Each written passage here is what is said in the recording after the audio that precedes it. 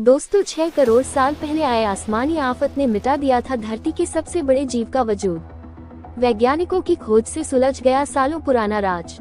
इस स्टोरी में हम आपको डायनासोर से जुड़े वैज्ञानिकों की एक रिसर्च के बारे में बता रहे हैं। धरती पर आज कई ऐसी चीजें मौजूद है जिसको आज तक इंसान सुलझा नहीं पाया है। इन रहस्यों के जानने के लिए वैज्ञानिक लगातार प्रयास कर रहे हैं। हाल ही में वैज्ञानिकों ने अपने एक रिसर्च में चौंका देने वाला खुलासा किया है।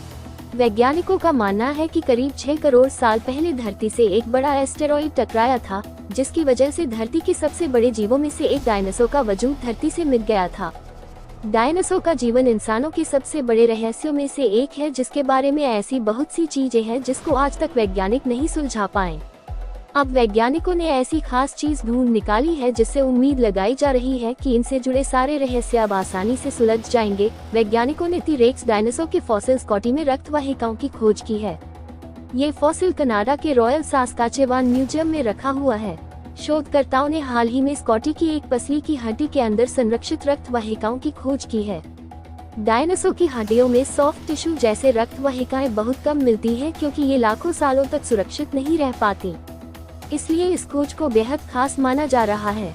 ये रक्त वाहिकाएं बताती है कि डायनासोर कैसे जीते थे, उनकी चोटें कैसे ठीक होती थी और उनका शरीर कैसे काम करता था। इससे अलावा उनके जीवन और शरीर की बनावट के बारे में पता चलता है। इस खोज में 3D मॉडल और पार्टिकल एक्सीलरेटर जैसी आधुनिक तकनीकों का इस्तेमाल हुआ। स्कॉटी सबसे बड़ा टी-रेक्स जीवाश्म है, जिसके शरीर में चोटों के कई निशान हैं। डायनासोर लगभग 24 करोड़ साल पहले पृथ्वी पर जन्मे और लगभग 17 करोड़ सालों तक पृथ्वी पर रहते हैं थे, और ये करीब 6.5 करोड़ साल पहले विलुप्त हो गए।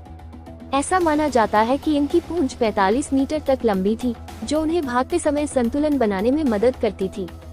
वैज्ञानिकों का मानना है कि डायनासोर के विलुप्त होने के पीछे एक बड़ा एस्टेरॉइड टकराना और ज्वालामुखी विस्फोट जैसे कारण हो सकते हैं।